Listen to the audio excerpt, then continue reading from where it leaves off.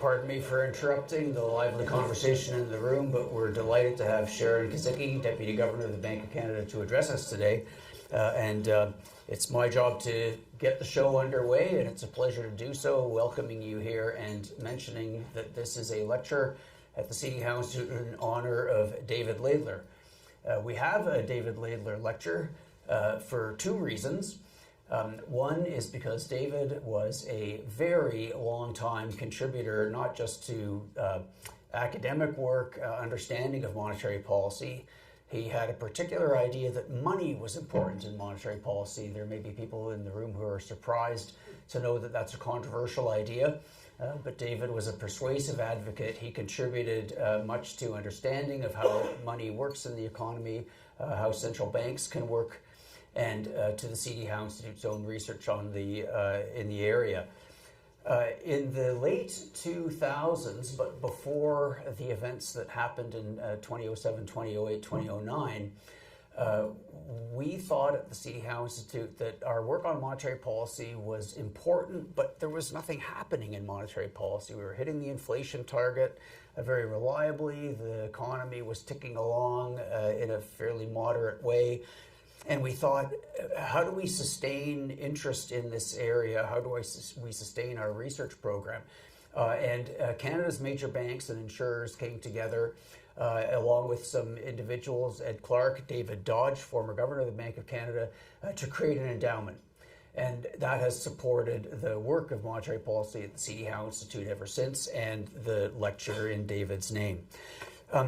That advertisement out of the way, I do want to say, by way of a build-up to our speaker today, that it won't surprise anyone to know that among previous speakers at the David Laidler lecture, Sharon and I were having a discussion about font sizes. It's just something you do when you get to a certain stage in life. I will resort to the readers to tell you that among previous deliverers of the David Laidler lecture are Paul Jenkins, former Senior Deputy Governor of the Bank of Canada; Jean Boivin, Deputy Governor of the Bank of Canada; Tim Lane, former Deputy Governor of the Bank of Canada; Stephen Paulas, former Governor of the Bank of Canada; and Tiff Macklem, before he was, as he now is, the Governor of the Bank of Canada. So it's an illustrious lineup, and we're delighted to have Sharon, the latest in this tradition. Those of you in the room have her biographical material in front of you. Those of you who are not in the room, you can look up all of the details of her career on the Bank of Canada website if you don't know them already. Please do, because she has done a lot of interesting work. She was previously at the Fed. I won't dwell on that, but I do want to mention that before becoming Deputy Governor at the bank in 2021, she had importantly led the review of the 2016 renewal of the inflation targets, so the framework for monetary policy in Canada. Between 2010 and 2013, she was managing director of the bank's Canadian Economic Analysis Department. She previously had done work in the international department. She has a very strong interest in financial institutions, the machinery, the financial system, and how that affects monetary policy. Sharon, it's terrific to have you with us today to talk on the subject of talking to Canadians, how real-world insights shape monetary policy. Please, everyone, join me in welcoming Sharon to the mic.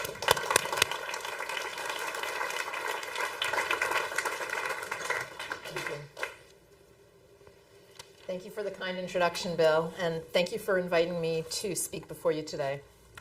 To start, I would like to acknowledge that the land we are meeting on is the traditional territory of many nations, including the Mississaugas of the Credit, the Anishinaabe, the Chippewa, the Haudenosaunee, and the Wendat peoples. It is now home to many diverse First Nations, Inuit, and Métis. We also acknowledge that Toronto is covered by Treaty 13 with the Mississaugas of the Credit. We pay our respect to Indigenous peoples across the country and to their ancestors for their immeasurable contributions to this country. It's always a pleasure to be in Toronto. This is where I did my undergraduate and master's degrees, just north of here at the University of Toronto. And I have fond memories of spending days in the Buttery and occasional trips to the Brunswick House and the Duke of York.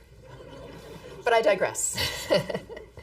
I really appreciate the opportunity to deliver the annual Laidler Lecture in honor of David Laidler and his many contributions to economic thinking.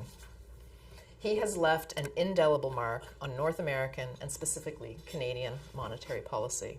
And this legacy includes writing 2 award-winning books with Bill Robson.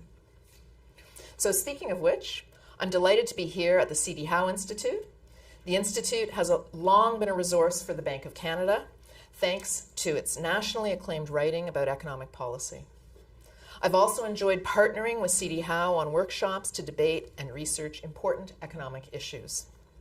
As you know, yesterday was one of the bank's 8 fixed interest rate announcement dates, so my talk here is timely. In yesterday's decision, Governing Council maintained the policy interest rate at 2.75%. And here's the context in which we took this decision. The trade conflict initiated by the United States remains the biggest headwind facing the Canadian economy. Uncertainty remains high. The Canadian economy is softer, but not sharply weaker. And we've seen some firmness in recent inflation data. These themes are broadly in line with what the Institute's Monetary Policy Council mentioned last week when it called on the bank to cut its policy interest rate by 25 basis points. In taking yesterday's decision, we of course looked at traditional sources of data from Statistics Canada.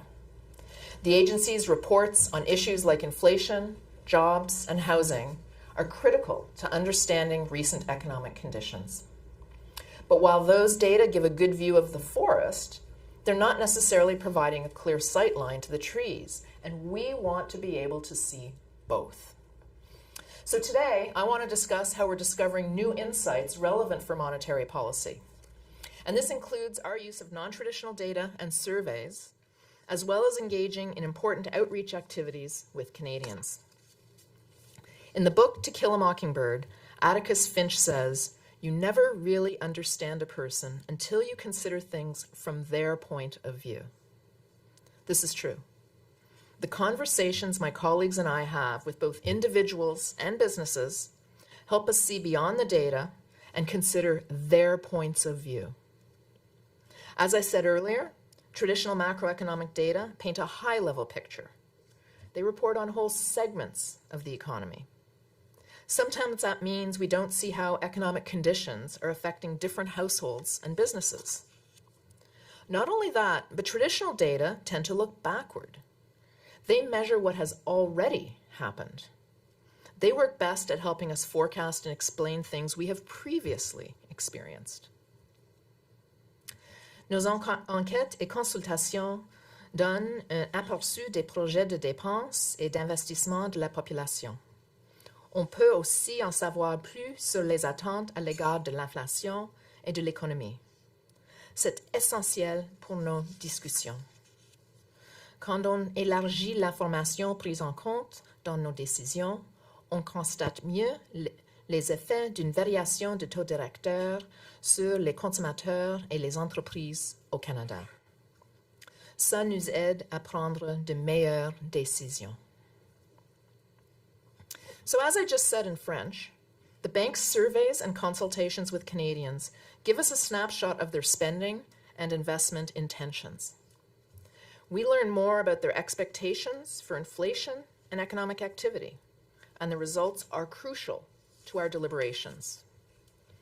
When we expand the kinds of information we consider in our decisions, we gain a more complete view of how raising or lowering the policy rate affects consumers and businesses across the country. Simply put, this broader range of information helps us make better decisions. Just as importantly, connecting with Canadians helps us build trust and credibility with those we serve. When people have trust in the bank as an institution, we see that we have their, and they see that we have their best interests top of mind. It creates an environment that supports the effective transmission of monetary policy. This is because when Canadians expect that we will follow through on our commitments, it greases the wheels for our actions to have their intended effects. And that, of course, is to achieve price stability, which in the long term promotes the economic and financial welfare of our country and its citizens. So now I'd like to dive into some specific ways the bank has broadened its sources of information over the years. I'll start with why we use some non-traditional sources of data. Our experiences during the COVID-19 pandemic provide a good example. Before the pandemic, we certainly didn't have data or models to grapple with a worldwide health crisis that would cost lives and livelihoods. Then in March 2020, economies around the world came to a grinding halt, and moreover, the situation was evolving very quickly. And let's consider just what was happening with travel and dining out. Demand for services like restaurants, flights, and hotels was first to fall off.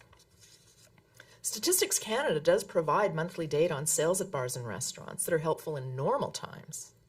But at the start of the pandemic, the backward-looking figures didn't reflect the rapidly deteriorating situation.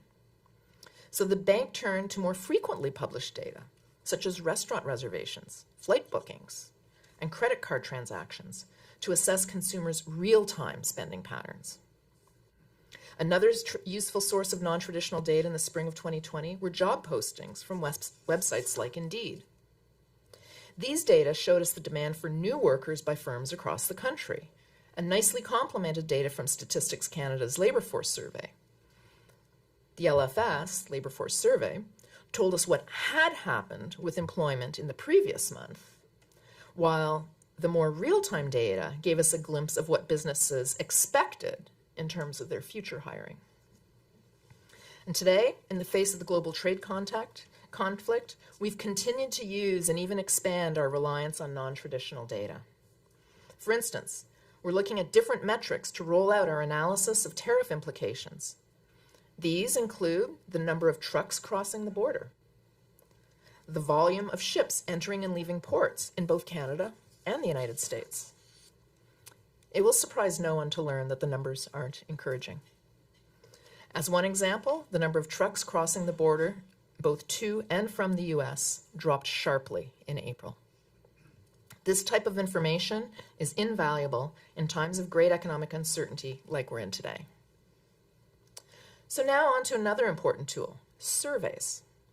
Like other central banks, the bank conducts a number of surveys with the financial sector. And these results provide us with information on important issues like lending conditions, as well as the demand for and supply of credit. We also gain important insights on risks and resiliency in the financial system. And we talk to financial market professionals to hear their views on where the economy and inflation are headed. Today, though, in talking about surveys, I want to focus more on how our regional offices inform our monetary policy deliberations by reaching out to households and businesses. Since the late 1990s, the bank has been expanding its reach into the diverse regions that make up this great country. This work has included opening regional offices and surveying businesses and consumers about their economic views. Our regional staff are well positioned to strengthen our ties with key local stakeholders such as industry, government, educational institutions, and community organizations. Currently, the bank's regional offices conduct 3 key macroeconomic surveys: the Business Outlook Survey, the Business Leaders Pulse, and the Canadian Survey of Consumer Expectations. I'll go over each one in greater detail in a moment. But overall, surveys like these accomplish 3 main goals. First, they help inform our outlooks for the economy and inflation. We hear from individuals and businesses about how they're feeling, a measure of their current levels of confidence. We also ask what they expect to happen to prices and their own spending in the future. And this gives the bank forward-looking views on economic activity, demand, capacity pressures, and inflation. That makes surveys particularly helpful in providing early indications of how the economy is reacting during times of great uncertainty, like the current trade conflict. Surveys also shine a light on trends that may be simmering beneath the surface. They help us understand behavioral changes that don't always show up in aggregated data reports, at least not immediately. Finally, these surveys help us gather a wide range of views on how current economic conditions are playing out in communities across Canada. Our national economy is made up of diverse regional economies. Economic conditions may differ across regions, and regions may respond differently to broad-based upswings and downturns. Survey data gives us a clearer view of the differences in how households and businesses are experiencing the economy and how this may differ across regions. So let me now turn to each of the surveys. The Business Outlook Survey, or BOSS for short, is a quarterly survey of businesses across the country. It has existed since 1997, which provides us with a rich, long data set for comparisons. Staff in our regional offices meet with local business leaders to discuss their views on the economy. We ask about their expectations for sales and demand, as well as their investment intentions. We probe their views about labor shortages, as well as hiring and wages. And we ask for their outlooks on costs and pricing, as well as economy-wide inflation. This gives us a broad view of perspectives about how businesses view the economy. For example, the results of the BOSS for the fourth quarter of 2021 helped us better understand how the COVID-19 pandemic was affecting firms. I should mention, it was conducted in the fourth quarter, published in January 2022. For the first time since the start of the pandemic, we saw that businesses were planning to pass along cost increases stemming from supply chain pressures. They had concluded that customers understood these pressures and were willing to accept price increases. More recently, firms told us that uncertainty about tariffs has been affecting them in multiple ways. These impacts include weaker demand from their business customers that would be directly affected by tariffs. Now on to the Business Leaders Pulse, or BLP for short. This is our newest survey, created in 2021. It's a short monthly online questionnaire to assess firms' expectations for growth in sales and employment. It also asks about perceived risks to their business outlooks and poses other topical questions. The BLP provides a flexible and nimble pulse of evolving situations. It complements the BOSS with timely feedback from firms about the effects of rapid changes in the economy. And the BLP has been very helpful in monitoring effects from the situation south of the border. For example, businesses were reporting an increase in both uncertainty and inflation expectations as early as November 2024. In December last year, we also began noting a decline in business sentiment. That was even before the new U.S. administration was sworn in. This downward trend continued through the first quarter. Firms have reported that they are delaying or entirely cutting their plans to invest and hire. Sales expectations among exporters have also fallen considerably in recent months. The final survey I'd like to highlight is the Canadian Survey of Consumer Expectations, or CSCE. This is a quarterly survey that measures households' views about their job prospects and financial health, as well as their expectations for inflation. We also ask about current issues of interest to the bank. The results are parsed out by characteristics like age, geography, income, and education. During and immediately after the pandemic, the CSCE was helpful in giving the bank a clearer look at differences in spending and saving patterns across households. When it came to individuals, the pandemic and subsequent increases in inflation and interest rates affected different segments of the population very differently. I spoke about this at the University of Regina in September of 2023, a speech I encourage you to read. More recently, in the first quarter of 2025, results from the CSCE highlighted an emerging Buy Canadian movement that could reduce Canadian imports from the United States. The CSCE has also allowed us to see how trade tensions with the United States are having a more pronounced impact on some Canadians. People working in sectors that rely on exports to the U.S. are increasingly concerned about their job security. They say they're more likely to reduce spending on durables, such as furnitures and appliances, and on non-essentials, such as restaurant meals and vacations. And tariff policies could impact the prices consumers face. Indeed, with all the talk about tariffs, consumers' inflation expectations over the next year or two have recently increased. So I'll turn now to consultations that fall outside of the bank's normal survey schedule and that are driven largely by pressing issues of the day. For many years now, the governor and other senior bank officials have met regularly with leaders in different sectors. Most recently, members of Governing Council spoke with representatives from the auto sector, as well as other manufacturers and exporters. We wanted to hear firsthand how the trade conflict is affecting businesses in these sectors today, and also their outlook for the future. The bank is also holding special consultations across the country to supplement traditional data sets and our standard surveys. As an example, I'll take you back to the interest rate decision in March of this year. We were operating in an environment that was truly chaotic. Governing Council wanted to know more about how the economy was being affected by uncertainty around both U.S. trade policy and Canadian countermeasures. We relied heavily on the results of our 3 standard surveys to inform our interest rate decision. And we supplemented these results with additional information from businesses and industry associations that were particularly affected by trade tensions. This would not have been possible without the strong relationship our regional staff have developed and nurtured over the years. We've also considered information coming in from such consultations for yesterday's decision, and I'll give you a glimpse of what we heard. Overall, firms believe that their worst-case tariff scenarios were much less likely to materialize than they reported earlier this year. While uncertainty remains high, there was less talk of catastrophic outcomes. But firms have now started seeing concrete impacts on their performance, and they're finding it challenging to formulate their outlooks. Most businesses expect activity to weaken in the near term, which puts jobs at risk. In addition, firms spoke about their costs increasing, which likely means they'll need to raise prices at some point. Governing Council considered this information with other data and analysis in deciding yesterday to keep our policy interest rate at 2.75%. For my final example, I'd like to talk now about an initiative that is near and dear to my heart. Members of Governing Council have ramped up the number of regional visits we make to hear firsthand about local economic conditions in communities across the country.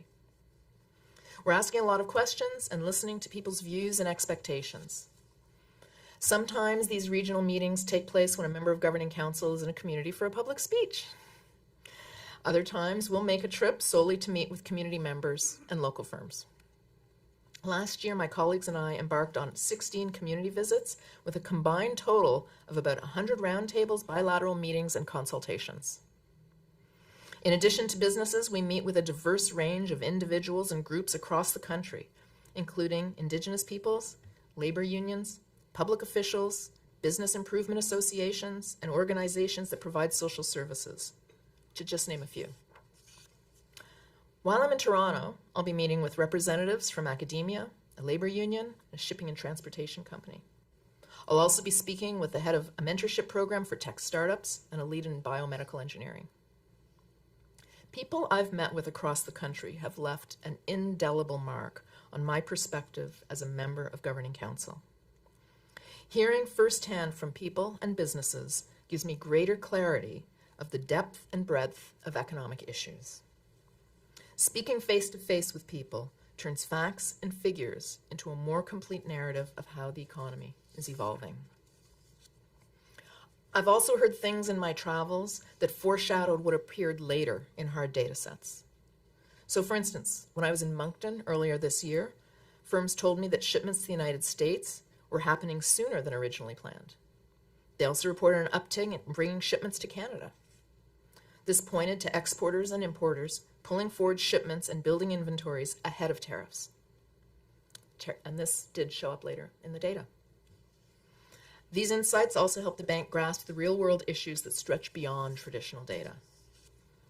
When I met with representatives from Ottawa's information technology sector, I heard that the high cost of housing is making it difficult for firms to attract new employees from out of town. Affordability also came up in my conversations with people working in social services. They spoke about seeing increases in the number of people using food banks and experiencing homelessness. Another benefit of doing outreach is that it allows you to connect the dots. If I hear something in the Fraser Valley, and again here in Toronto, this may be a sign of an emerging national trend that's worth keeping an eye on. But I want to stress that it's not just Governing Council members like me who are out collecting these insights. Our regional staff make important connections with individuals and businesses every day. They deserve huge kudos for their efforts in communities across the country. In fact, our Toronto regional staff, office staff, are joining us today, so I can thank them in person. So what we hear really does help us understand how developments like pervasive trade uncertainty affect the economy. So if the bank asks your organization to participate in a survey or an outreach activity, I encourage you to do so. We're grateful to those who are willing to take time out of their busy schedules to meet with us. Lest I leave you with the impression that the benefits are one-sided, I certainly hope that those we meet with also come away from our conversations with a deeper understanding of how the bank is working for them. We know the last few years have been difficult. Many households and businesses face significant hardships, with inflation spiking higher than it had in decades. And the elevated interest rates that were needed to bring inflation back to the bank's 2% target also made borrowing more expensive. In the end, the bank's monetary policy actions restored price stability, and we've been able to lower our policy interest rate by 2.25 percentage points since last spring. But Canadians once again face greater uncertainty about what the future will hold. It's important that people continue trusting us to be a steady hand in these turbulent times. Our outreach is an important part of earning and maintaining this trust. So it's time for me to wrap up. Now, before I take your questions, I want to note that this year marks the bank's 90th anniversary. So for 9 decades, we've promoted the economic and financial well-being of Canada and Canadians. We don't always get everything right, but we're constantly learning and adapting. This is vitally important in today's highly uncertain environment when the situation sometimes feels like it's changing by the hour. En cette période d'incertitude, le Conseil de direction va continuer de sonder la population en étant mieux informé, en prendre meilleures décisions pour vous et pour tout le pays. So as I just said in French, as we navigate this uncertainty, my colleagues and I will continue reaching out to those we serve. When Governing Council is better informed, we make better decisions for you and for all your fellow Canadians. So thank you for taking the time today to hear more about our work at the Bank of Canada and how your insights shape our thinking. I look forward to answering any questions you may have.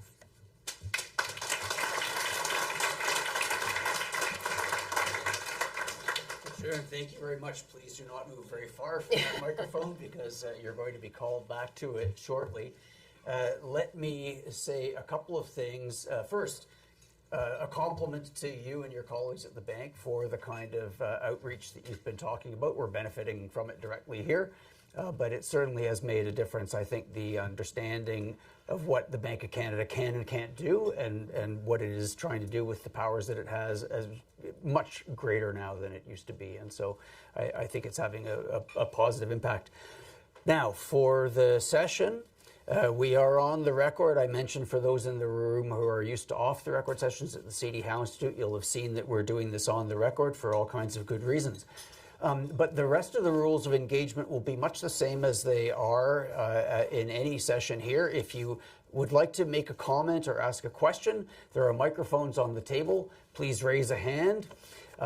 There's a microphone on the table of your colleagues at the Bank of Canada. Should they wish to make a comment or ask a question, they can do so as well. We do allow people to raise 2 hands and jump the queue.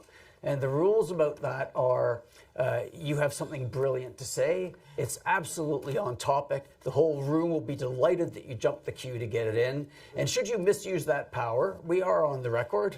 We're on video. The whole world will know about your misdemeanor. I'm going to warm us up just a little bit, if I may, while we wait for the first question to come in. Sharon, you didn't mention it, or you didn't dwell on the topic of sort of supply versus demand side shocks.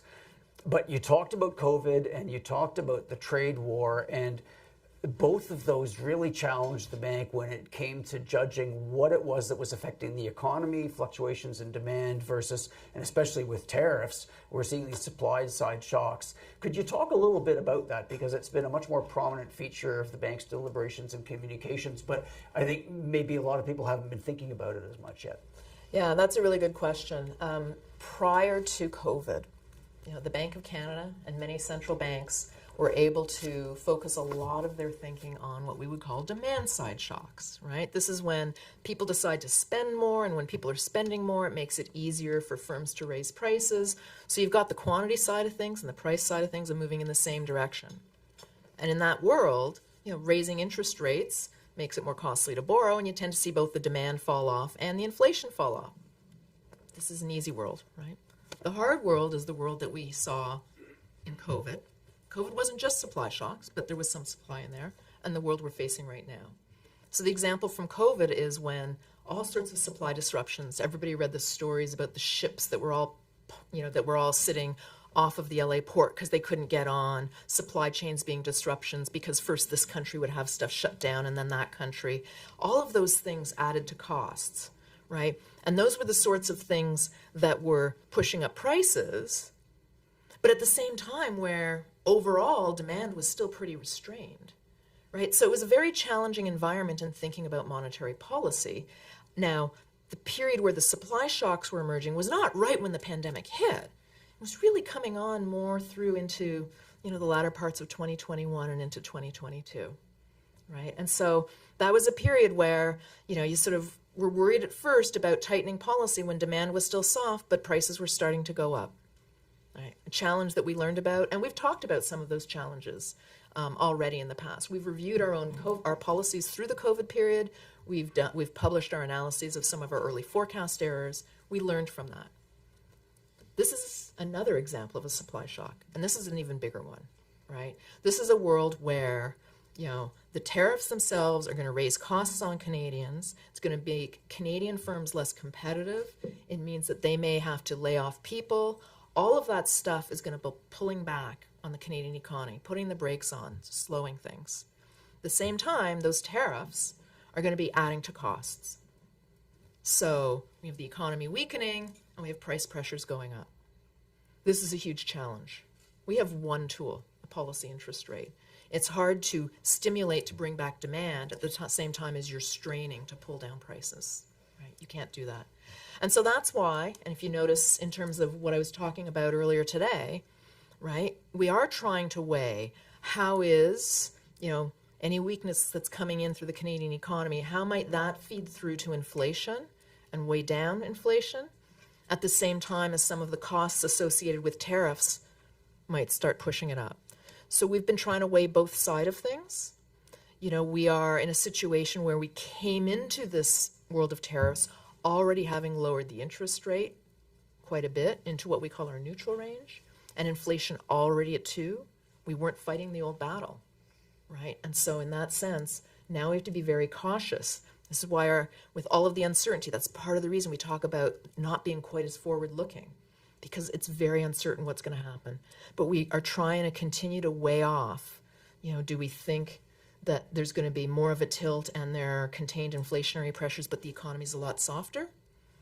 If that's a world we find ourselves in, then we're more likely to be lowering the interest rate. So we're constantly looking at these trade-offs. Thank you. Some hands have gone up. We've got Jason, we've got Jeremy, we've got James. While we wait for somebody whose given name does not begin with J to put up a name, I am going to just take advantage of my position at the front of the room to ask another question related to the surveys that the data you're getting. Many people who look at monetary policy look at the policy rate in real terms, quote unquote. So you look at what the policy rate is, and then you look at recent inflation numbers, maybe headline CPI or some of the core measures that the bank looks at. And it's a very frequently used tool by analysts of monetary policy, but people's perceptions that you've been touching on, how people think about the borrowing costs, what their perceptions of inflation are, I just have to ask, do you get any insights into the usefulness of that concept? Are we completely off track when we think of it that way, or how would you nuance discussions about real interest rates? I always think of that as more of something that becomes very relevant as we're looking forward in time, once you've gotten through the shocks. Because in that sort of a world, right, when you have an interest rate that's way below where inflation is, being pretty stimulative, right? And that's a negative real interest rate world. When you have an interest rate that's way above where inflation is, you have elevated real interest rates, and that tends to be, something that really holds back the economy a lot. And so on a day-by-day basis, I find it awkward, or a month-by-month or meeting-by-meeting basis, a little awkward just to look at the real interest rate, because we're still working through so much stuff that has started based on the past. But I do use it as a guide of where are we now, right? And so to give that example, when our interest rate was up at 5% at this time last year, and we started getting signs that inflation was coming down, right?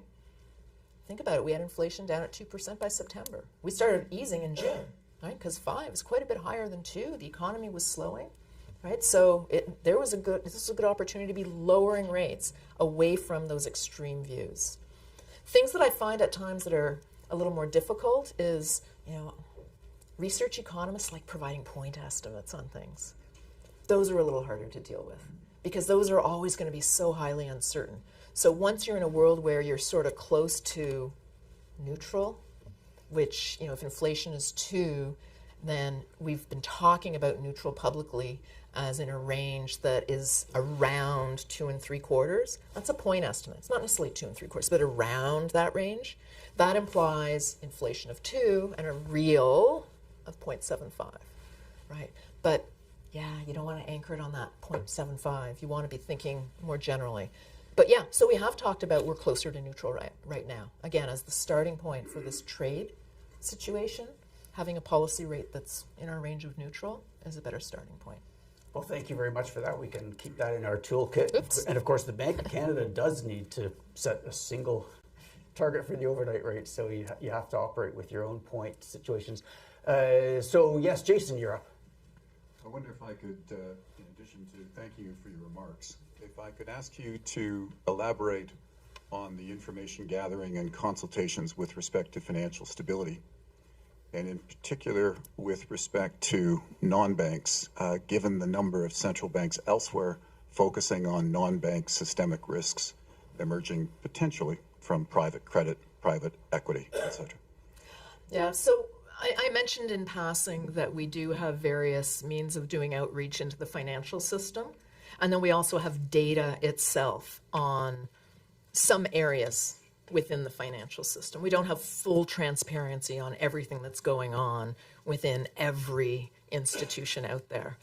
And so, one of the things right now, an issue that's coming up very topically, more from the macro point of view, is, are there risks in the housing sector as a result of what's happening right now? And this is a place, we talked about this in our recent financial system review. Sorry, it's now our financial stability report. We spoke about this recently where, we've shifted a little from people having to reset their rates mortgage rates onto higher levels being a big downside risk and a big risk potentially out there, to that's no longer as big a concern as a situation where unemployment could tick up, and does that put more households into difficult positions to be able to meet their mortgage payments? So that's an example of an issue that we collect a lot of information on, not necessarily through our surveys, right? And there's data that you can look at in terms of arrears rates on different types of debt and different households, and things have been going up, right? So it's something to keep in mind. Other aspects in the non-bank financial institution that you talk about, those are areas that our financial markets department, financial stability departments are monitoring, right? They're monitoring what's going on in those areas quite closely. And, it's just the financial system is really evolving over time a lot. And just as one example, the hedge fund activity in Canada has grown a lot in the past number of years.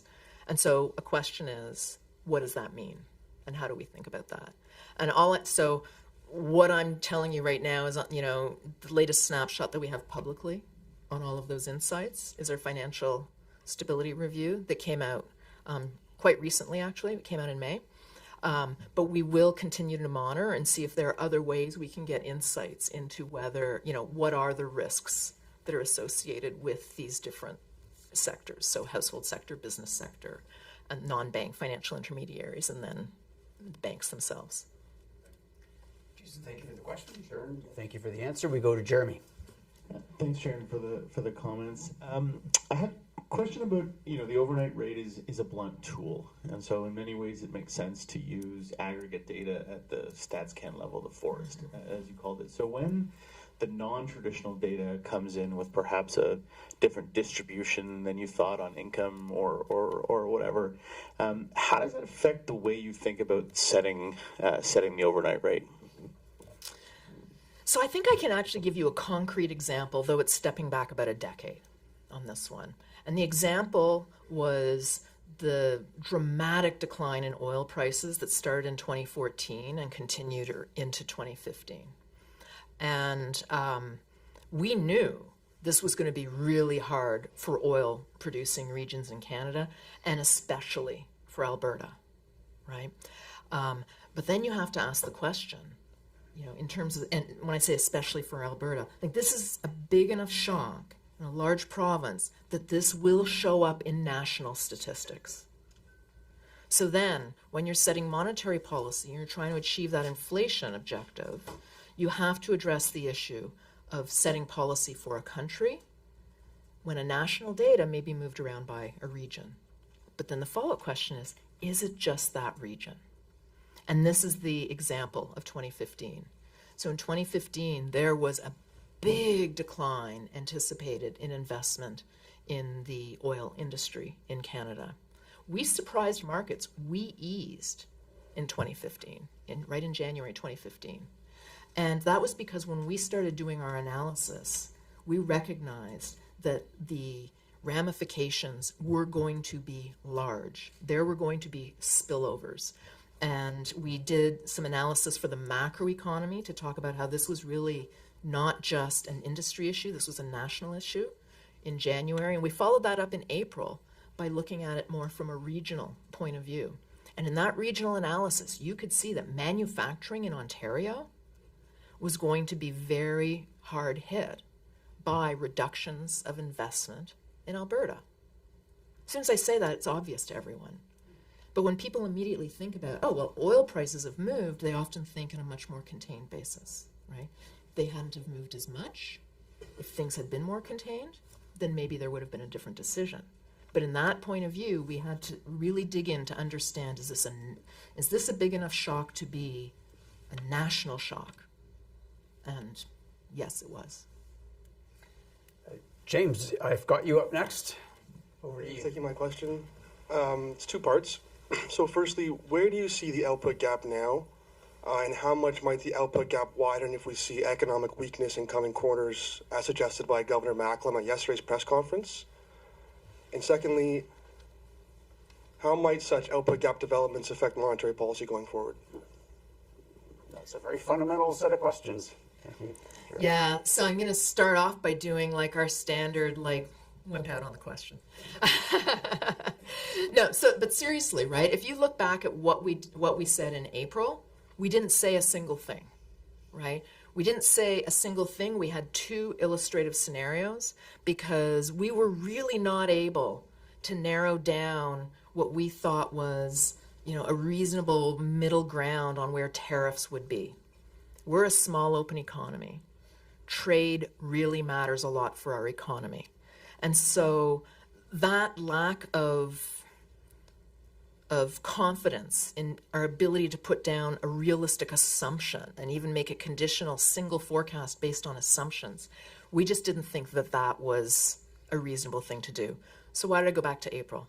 Because if you look back in our April monetary policy report, we have two sets of tables, right? And so when you look through those two sets of tables, you see really different outcomes in terms of the economic output of the country in GDP, right? But there are also implications for what potential output might be. It's very, very difficult to nail down the implications for potential output of different levels and persistence of trade policies. So there are some models out there that can tell you, okay, well, if you start in this world and then you have these major permanent trade policies, what does your new world look like later?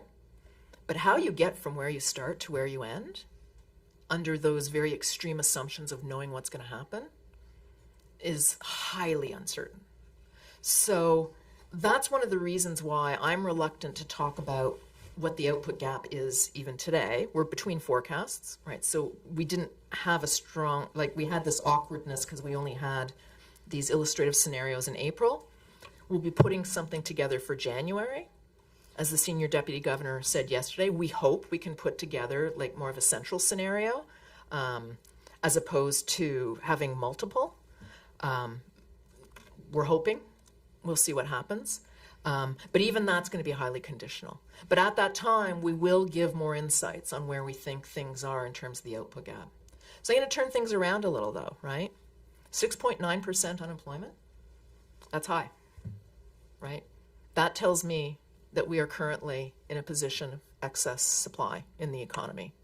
So I can't give you a point estimate, and I'm certainly not willing to, put something on an unobserved idea like what is a natural rate of unemployment. But I can tell you that, to me, 6.9 is high, and we have excess supply, right? If we have a bad outcome, we'll probably get more excess supply. And even with two scenarios, you still need to have one overnight rate target. It's tough. I want to take you back, please, to, first of all, to a painful episode when inflation got out of control after COVID. But now that I'm taking you back to the painful episode, I want to echo what you had said about what the bank's communications afterwards. And I think probably the bank putting up its hand and saying, this is on us, made it probably easier to get inflation back down. So a happy ending to that story. But on your discussion of the new sources of information, the new sources of data that you're looking at, that must have been a real spur to do more of that sort of thing. And I'd love to hear what insights you got from that and how helpful they might have been as you're making policy now. Yeah, so there were a lot of things moving around in that period. One simple example. You didn't get drastically different behavior in shelter prices versus a lot of other services prices in past business cycles. They'd sort of like move along together. You did during COVID, right? And suddenly you had strong demand for goods only because you're all locked up, everybody's locked up at home, and so they want to be, buying their gym equipment for their house. So pretty solid demand for goods. I want to say solid because it wasn't that it was really crazy strong in Canada, but it was really strong in other countries. And again, those trade disruptions, a lot of demand for goods and prices were going up, right? Meanwhile, services prices were sort of sluggish and not doing much of anything. Things really started moving in different directions. So, a few things. First, we started getting micro data from Statistics Canada. So, a normal source of information, Statistics Canada. We're talking item by item level price data. With that data, we can more cleanly assess whether prices were changed more frequently or changed by more when they did change. That too, a lot of people is going to say, why does that matter so much? It actually matters in terms of how we want to interpret what's happening and what our models would say for the future. So having that data, we actually learned that in fact it was the frequency changing. It wasn't so much that the price increases when they were changing were larger. So that was a really interesting thing that we could not get out of the aggregate data. So now, personally, what I really like to do, I don't like looking at a lot of the summaries. I like to look at the big components in CPI and understand what's going on in each of those big components. So when I say that, I like to look at food inflation, I like to look at energy, I like to look at goods excluding food and energy, services excluding shelter, and shelter. Because I feel like that's enough of a decomposition to develop a better understanding of whether things are broad-based, whether there's a special story, and various things like that. But even that is a lot more detail than we used to. It also links up better with some of the anecdotes. We're not talking to firms who produce the consumption basket, right? We're talking to firms who produce goods. We're talking to consumers who are talking about rent, whether they think it's going up a lot or not, right? So when we talk to households and businesses, we're not talking about this aggregate view. Their stories help us understand the pieces. And so we're in a better spot to pull the pieces together, I find, by looking at that sort of information. So lessons learned, yeah. Thank you. Part of my commitment is to get people out of here by 1:30. If you have time for one more question, though, Peter Levitt would like to ask a question, and I never like to say no to Peter. I'll try to keep it short. You've been silent on one of the tools that I think the Bank of Canada does have in your toolbox, and that's quantitative easing and quantitative tightening. And I'm trying to figure out if that's, I think the tightening cycle started about 3 years ago. I think it's probably run its course, and your balance sheet is probably back to its target size. Is QE something that's still considered a tool that's available, or is that sort of so last decade kind of thing? So first, where are we now in terms of this? We did quantitative easing, we did quantitative tightening, and there have been a couple of really good speeches by my colleague Tony Gravel on that. I'd encourage people to look onto the website, because we basically say, there's some weird stuff that goes on to month to month, and there's some smoothing that needs to happen, but we're basically done the quantitative tightening cycle. We're at right now, what we're estimating is about the right size on the balance sheet. So we're largely done that episode. Is QE still a tool? It is a tool, but it's a tool with a very high bar, right? And it's a tool that we would not look to use before we've exhausted our overnight interest rate. And I say that because that may not be the case in other countries, right? So then in our case, we see it as exceptional, high bar to go in that direction. It is a tool. And we will continue to investigate various aspects of that tool, but yeah, it's for a different world than we're in right now. Thank you for that question, Sharon. Thank you for that answer. Could we please have a round of applause?